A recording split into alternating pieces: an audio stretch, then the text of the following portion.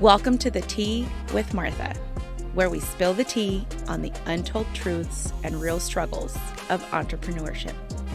I'm Martha Pachow, a fellow business owner who's learned the ins and outs of business the hard way. Get ready for unfiltered discussions on the highs, lows, and messy realities of entrepreneurship. It's time to spill the tea and vent it out with us. Welcome to another episode of The Tea with Martha. Today, I am going to be sharing with you a recent event that, has really shook me. But, it's one of those things like, what if I were to tell you that I lost more money than I care to admit recently on a real estate transaction? Yeah. And, when I look at going from failure to what felt like failure, what feels some days like, what was I thinking? And looking at the whole process and negotiating in the end, I think to myself, wow, this is something that I just can't keep to myself because I want to share my experience, or as we say in EO, experience share with my colleagues and my mates, my forum mates. And that's what we do. The power of being in community and having a collaborating forum, a group of people that are entrepreneurs. Our way of giving each other value is simply by experience shares. We do not give each other advice that is against forum, just the way that we operate forum and operate EO, but we do experience share. So today, if you will, come with me as I experience share this recent event of mine that really was very, I don't know if the right words are transformative, but they were definitely a learning lesson to be had. So come with me. Let's go back in time a few years ago where I was looking for a location. Now, if you know Phoenix, I am in the Phoenix area. My main business is childcare. And early on, I mean, this is over 10 years ago, after I had my first location, I knew that the way to continue to build and really make a business out of it was going to be to scale this business. And so I was always on the hunt. I was always looking for locations to open a childcare center. Early on, I was not in a position to buy buildings. And so I learned how to negotiate leases. And often they were owner direct. As we grew, then we got into larger plazas or larger buildings, and often there was brokers involved. And so every transaction, every negotiation, sometimes I've acquired existing businesses. And so that M&A transaction that in itself is a transaction. Then you have to negotiate a lease, or if you're going to buy the real estate, that's it. That's part of it, but it's not just one or the other. You're doing two transactions in one, right? And so I have opened 8 schools in the last 13 years, and I've learned a lot. And so the only reason I share that was because I thought that I had learned a thing or two in my time. Okay. I didn't think I knew everything. I always go into looking at either real estate deals or acquisitions or opening from the ground up. I go in looking at it through different angles, crunching numbers. I put in numbers into Performa, and I look at best case, worst case, and can I deal with the worst case? Of course, I want the best case, right? But, you know, I do not go into it lightly or blindly. I try to do the best that I can in my due diligence process. And during expansions, there is a lot that goes on. You're looking for sites, you're meeting people, you're meeting uh, possibly architects, you're meeting after you found a potential site. So I had gone through, I would say at that point, I want to say maybe six openings of schools, and so I had learned a few things. Okay, I'm not going to pretend to say I know it all because I certainly don't, and I was recently humbled. But usually people have teams, teams on teams, and they have a team of experts, and they have, uh, you know, maybe they have a team of attorneys and a team of developers and a whole team of maybe it's investors, maybe it's bankers. So there's all these facets and all these things that we are handling. And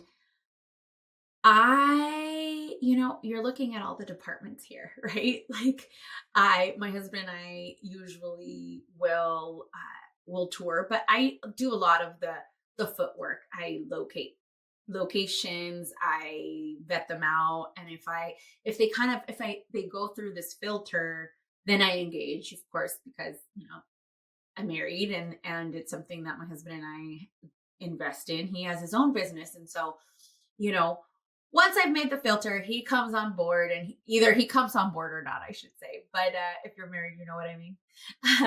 So we find this building that we really wanted only because it was close to our original location, which was something that I wanted to expand. We had historically always been on a wait list. It was our first location, and so it's our smallest location, and uh, I knew that we needed to expand. Great location, great part of town. I mean, just always on a wait list. But it was really hard to find. Probably for 6 or 7 years, I bid on buildings. I bid on plazas in the area within a mile radius. I even looked for leases. I mean, the whole 9 yards. So this building comes up, and we're actually not the first.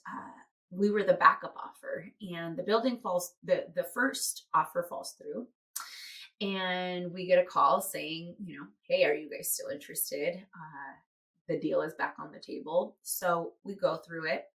Mind you, I had already done a lot of work with an architect who had experience in building child care centers. Now, this was not an existing center, so it was going to need retrofitting. So I'll spare you all the details, but that's point number one. I did not pick the right architect. It was in hindsight, I think about all the things that went wrong, starting from working with him. And, I was already kind of halfway through the project where there was so many delays, and it was costing a lot of money, and permits were, because of things weren't done right, permits were just getting delayed and delayed. At this point, we had a bunch of tenants in the building because it was an office building, and we wanted to demo per our architect. And so we drafted a contract. We had a realistic timeline. I engaged with an attorney who specializes in developments, and just my hopes of getting this pushed through the city quicker. And so I thought I was doing all the right things. Again, this was not my first rodeo. This was the sixth school that I opened, but I had not done this level of retrofitting. There is a lot that goes on in the commercial space because for starters, you have to consider zoning. And so we went through a few iterations of the zoning requirements, and hence why I engaged with a zoning attorney. And we made it through that filter. Not having to rezone was an amazing thing. If you are listening to this and you ever consider rezoning, just know it is not an easy process. So you always have to consider that timeline. Are you carrying the building while this is happening? Are you, what does it look like? Can you afford to carry the building? Things like that. So uh, we go through all of this, and things are not starting to work. I mean, they're just getting worse and worse and worse. And I am very, very determined to make this happen. And I am calling around. I am uh, just calling my contacts and asking for help and guidance. And at that point, I thought, well, if I have to pivot and go to another architect, I'm just going to go to square one. And so that went on for a year, a little over a year. And then I decided that it was time. And so I decided that I would try to refinance, but I had demoed the building, and I thought, okay, well, maybe I will make it a shared co-working space. And so I went through a few months of that, seeing if I could get into that business. But the power of network and the power of the people that or that there's no 6 degrees of separation, right? Like if a friend or a colleague knows somebody that knows somebody in the business, it is always good to talk to people. And so talked to a few people, decided that was not for me, and decided to list the building. And so this is where the fun starts. I listed the building and had a lot of there was a lot of interest. Beautiful building, beautiful location, just an upcoming location, great area, and with a lot of potential. And so we get into contract, and the lesson here too is the team that you're building. So one, don't think you know it all, and always go into deals just looking at all the angles, the best and the worst case scenario. Lesson number 2 is building that team. When I say that, I'm not saying the team that you're hiring to work for you in terms of internally within your company, but the team of attorneys, the team of brokers, and the team of your CPA and the people that are really going to go to bat for you. And I engaged with a local real estate attorney to review the contract, because these buyers, they're a development group out of Michigan, and they did not want to use our contract. They only wanted to use their contract, which I didn't feel really comfortable about. They were really insistent about the people they were, their vendors, their title company, their contract, just all these stipulations. And I really wanted to get out of this because I am working on other deals and other projects, right? And so sometimes once you've made the decision, you just want to move on. And turns out the story just goes really south. It was basically, I felt like it was extortion. The contracts were reviewed, and we redlined some items. We went back and forth. Reviewed by brokers, reviewed by my attorney. I mean, I reviewed them and looked good. We sign, we get into contract. They go through all their process. Things are moving. We see that, we had to arrange with the remaining tenants. We had to arrange access to their suites and have people come by and, just do their inspection stuff, if you will. And so we felt confident that things were moving along. And at this point, when you are in a commercial deal and people start investing money, like in inspections, bringing their architects, bringing their contractors, bringing their engineers, there's a serious level of interest. Not all people that put offers are bankable, number one. So you have to vet out who is potentially buying your building and assess and weigh if you think they're legitimately going to be able to close this deal because time is money. So you don't ever want to get into a contract and wait 60 days only to realize they're going to cancel because they were not approved or they didn't have the funds or just all these possibilities. So the commercial real estate space is a little different. Also very similar as residential, right? You do the same thing in residential when you are buying. People want a proof of income and proof of funds and a pre-qual letter, and things like that. But commercial is just a whole other ballgame. And so you're also really relying on this team. You're relying on these experts who do this for a living. I have by default just kind of fallen into this, but this is not my primary job, although it kind of is nowadays. So anyway, I go into this whole thing and I am just ready to be done with it because I am over here already working on other things. And so right before they had an option to extend due diligence for 15 days. So right before that, we get a call and they start asking all these unrealistic things. They wanted the price to be lowered. They had all these BS surprises. And I basically through my team respond and say, totally understandable. If you would like to cancel the contract, now is the time, just cancel.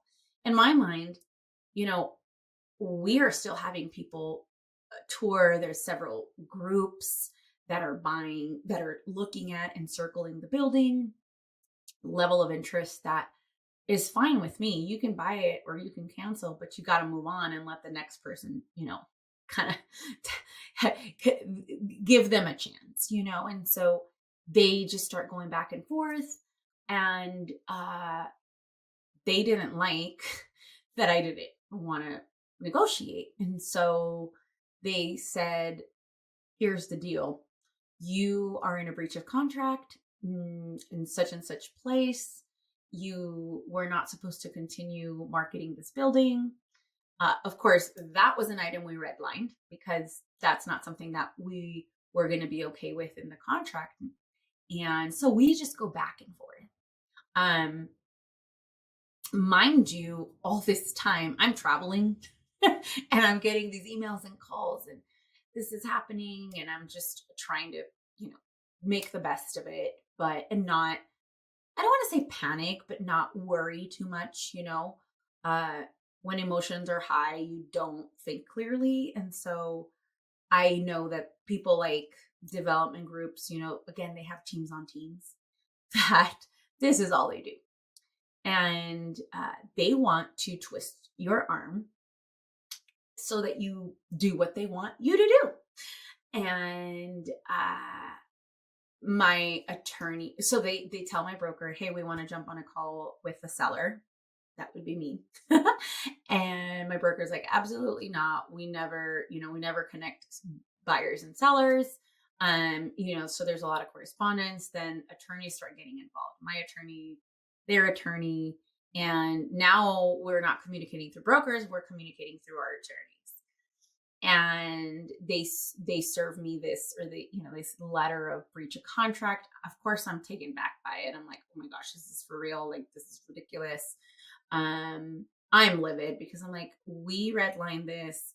My attorney's like, don't worry, they don't have a leg to stand on. But here's the thing.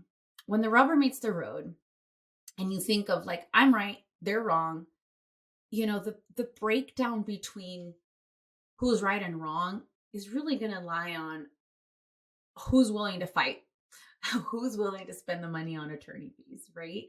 And the proof. And so they not only started insisting on talking to me, they start calling my office, emailing and texting me. And so I'm just really, at this point, I'm feeling harassed because I have repeatedly asked them to not contact me, When that started happening, I asked my attorney to tell them to not contact me. They, of course, ignored and they continued.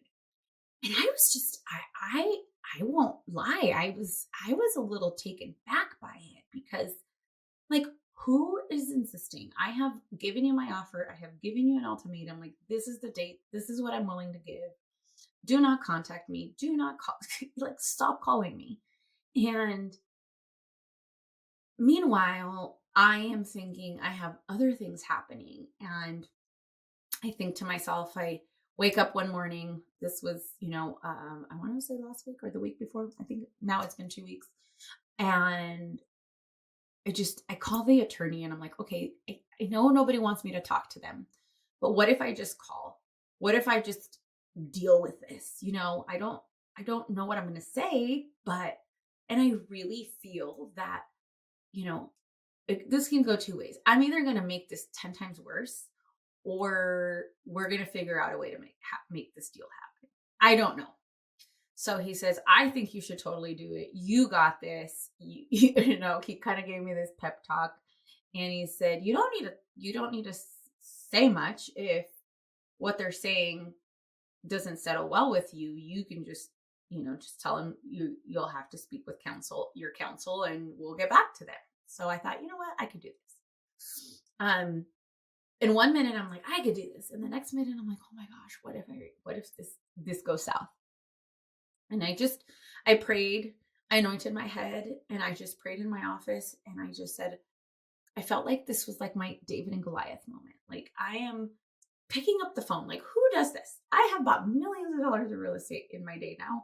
And I have never picked up the phone to talk to the seller or to talk to the buyer if something wasn't going their way or vice versa. Like, this is why you have people in between.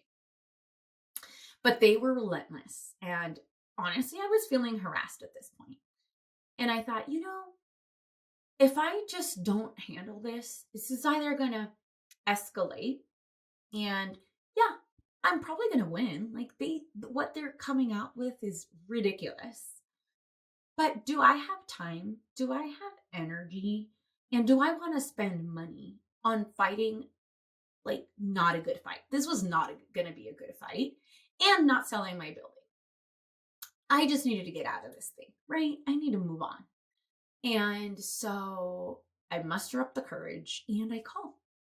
And, 30 minutes later, I mean, I felt that I said my piece. Like, I told him my thoughts of, I feel this is extortion and I feel that you are basically harassing me. You have texted me, emailed, called, repeatedly, and just are super annoying at this point. Like, just leave me alone. And it just came out, I started telling them they wanted more time and they wanted to pay less money and all these things. And I kind of really just spoke from my heart, and this intuition. I just kind of got bold and just started telling them, this and this and that. Like, there's nothing in it for me. You want more time, want to pay less money, and this and this and that. That he kept repeating, well, you have a breach of contract. And I said, well, I don't. And we can either make our attorneys rich or we can settle this, which is why I'm calling you. And he had a lot of things. He tried to ask me a lot of things. They wanted to get information from me because, again, these things, they try to get information from you to then turn it around, which is what happened the first time when we said, well, if you want to cancel, that's fine. I got other buyers. And then they said, wait a minute, you got other buyers? You mean you've been marketing this? And then they turned it around and said, well, you weren't supposed to. It was in the contract. And we were like, no, we redlined it. And they had reworded it and put it in another paragraph and it slipped. The attorney didn't catch it. And yeah, here we are, even though despite all of us looking at contracts and, my whole team, we're human, right? And for me, the verbiage in a contract is so like, it just goes over my head. Like, I can pick up most of it, but not all of it, if you know what I mean. That's why we have attorneys. That's why we have other people review our documents, right? So word to the wise. Point number one, don't think you know it all. Like, assess all the possibilities. You know, what's worst case, best case, all the things. Uh, really look at who you're hiring, and and just do the thing. You know, do the thing. So the end of the story is this. Um, I end up telling him all this stuff, and I said, "Listen, I am willing to do, to reduce the price just this much, and but the more time is off the table." And we went back and forth. I explained the value of time. Now, if you know me, if you have heard any of my episodes or have seen any of my things, I am like this stickler for time. Time is so valuable to me, and it should be to you, because we can always make more money, but we can never make more time. The time that we invest in our work, in our family, in our health, in our peace, in our just creativity and the things that light you up, that time you can never take it back, whether good or not. You're never going to be on your deathbed and think, gosh, I wish I would have made more money, right? We're always going to say, oh, I wish I would have spent more time with or done this. It's the time that we can never get back. And so I literally am telling him about this, like how valuable time is, that I'm willing to dig deep in my pockets and pay, reduce the price just to get my time back. Because at this point, there were so many exchanges and so much paperwork and things that needed to be done and reviewed, and oh, all this stuff. And I just wanted my time back to get to the things that matter to me and that bring me a return. I was already losing money on this deal. And so I'm like, at some point, you got to cut your losses and move on and not prolong that loss of time. And he literally tells me at the end, wow, that was a really good talk on time. I think I'm going to cut you a check for the coaching session on time. And, I don't know if he was being facetious or not, but I just want to tell you that, like, the value of time is so underestimated. And I think, even in this loss, I ended up from the time of losing time on permitting, bad architects, the sale of the building. It was a long time. It was like over a year, and maybe a year and a half. I don't know, something like that. And when I look back at that time, I was a lot of my time and efforts as well. And so while I see the number, I just it shakes me to my core of thinking, gosh, I spent all this time, right? Um, and so I just want to encourage you, what are the things, you know, that you're investing in, whether that's finance or your time? Because sometimes in deals like this, you're willing to pay, or you're willing to uh, make less in an effort to buy back our time.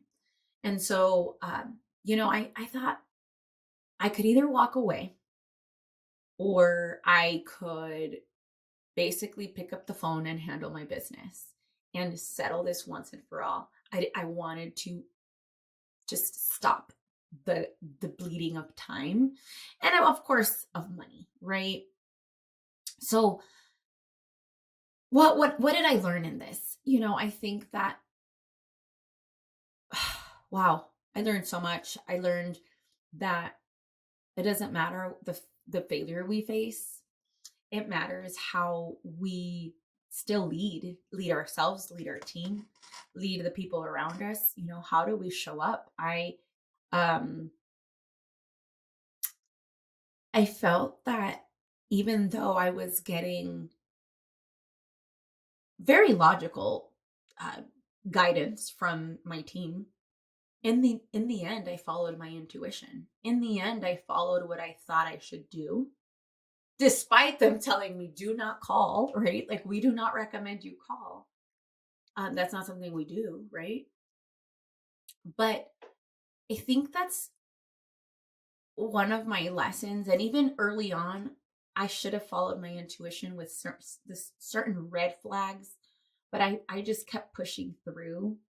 And I think the power in all these, all this stuff that happens to us is following our intuition. It is so often on point that even when, when we question ourselves because a colleague or an attorney or a broker or somebody who's much more experienced gives us some guidance, and I think they're well meaning, in the end we're the ones, it's our name, it is our, our responsibility, our obligation, our debt.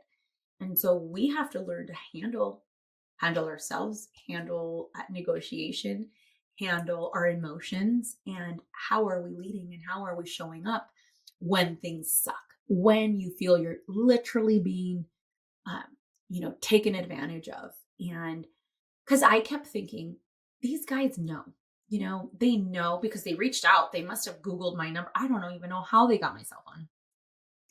I like how, like, they must have done their research. They looked for me and they knew that my company is basically me. That my holding company is my husband and I, but all the correspondence was just me. And so they knew that they could probably pull my heartstrings, and they wanted what they wanted, and they were not backing down. And so, I think that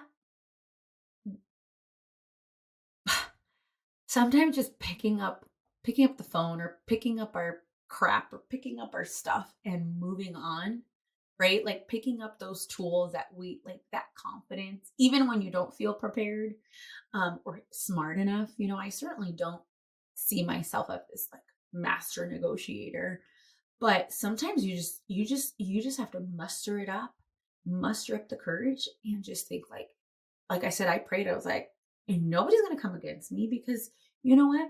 God fights my battles, and I may be small like David and Goliath, like, but the giant didn't win. And so these giants are not going to win this. I am not going to allow them to just keep twisting my arm. I need them to leave me alone. And this is what I'm willing to do. And let's get it done. And we did. A week later, we closed, and wasn't the best feeling. I was not happy with the outcome. I will tell you that. I was just not happy.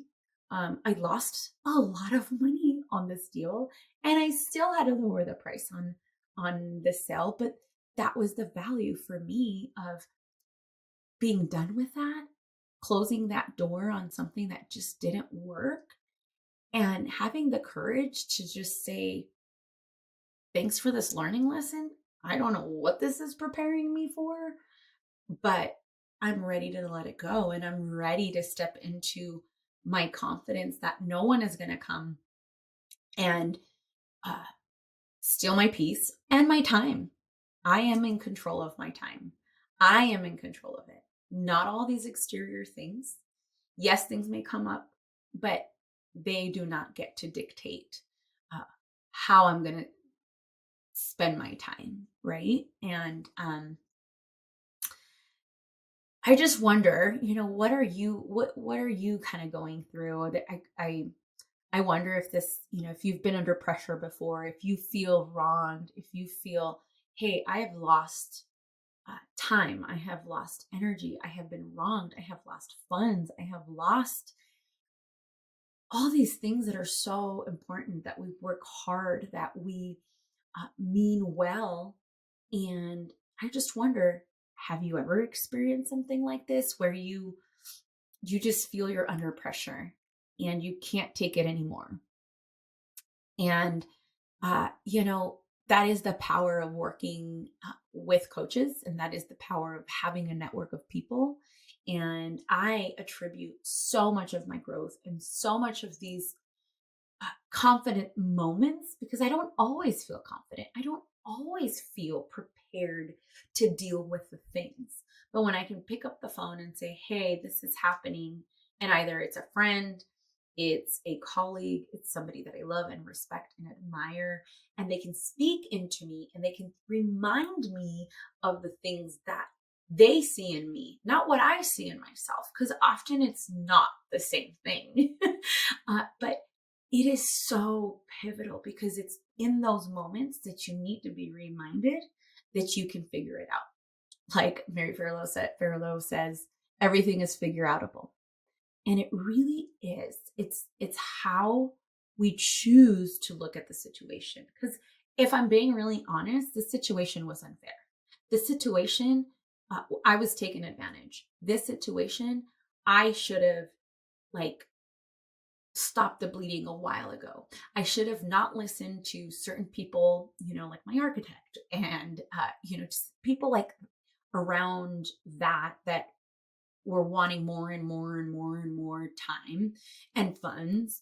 And I knew something was off, but I didn't follow my intuition. And so I just want to invite you to think of the things that you feel wronged and how can you use that as fuel to continue, because when we're trying to level up, the ceilings that we hit are just tests. They're filters. They're the training ground to go to the next level, right? What got you here will not get you there. And so I'm literally, that's how I choose to look at the things that happen to me, and I choose to look at them as they're happening for me.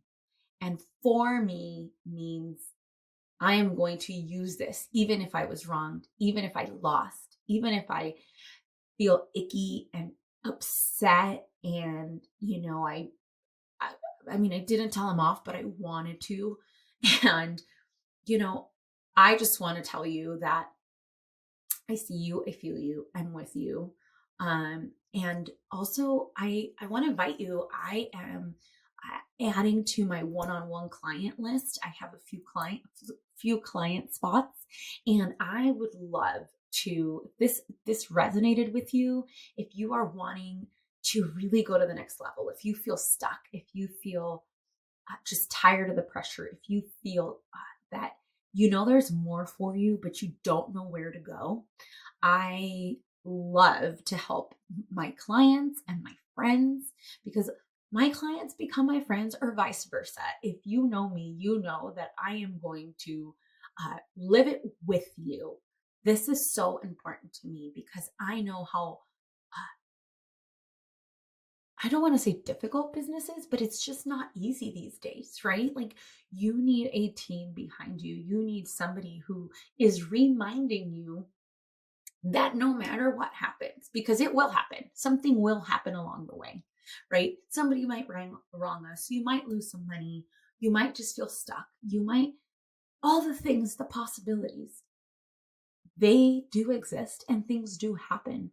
But the difference between the winners are the ones that don't give up, that despite the losses, that despite the wrongs, they get pick up, they get themselves up, they maybe cry in a corner for a while, pout, and then they pick right up and they move on. And I want to be that person for you. So if you are looking for one-on-one coaching, I have a few spots opening up in the next month, and I want to make sure that I have time for you. And so please reach out. I'm going to link everything here, but my hope is that in experience shares and in the trenches, that we in real time can deal with the things that are coming up, and or the things that you're working towards in that future version of yourself. Because we got to look at that version. We got to look at that person and that business and that passion of yours and work our way back and how we're going to get you there. So I hope that this was of value for you. And if it was, please share this episode with somebody, leave a review. And more importantly, I would love to work with you. So I'm going to tag all my contacts in here. Please reach out. I would love to have an onboarding call and further dig into your future success. So with that, I just want to wish you guys all a fabulous rest of your day. Thank you for joining me on another episode. If you enjoyed today's tea, make sure to follow, rate, and leave a review. Stay connected with us on social media at The Tea with Martha for updates and behind-the-scenes moments. Remember, every woman's story is a sip of inspiration, and together we're brewing success. This is Martha signing off. Cheers!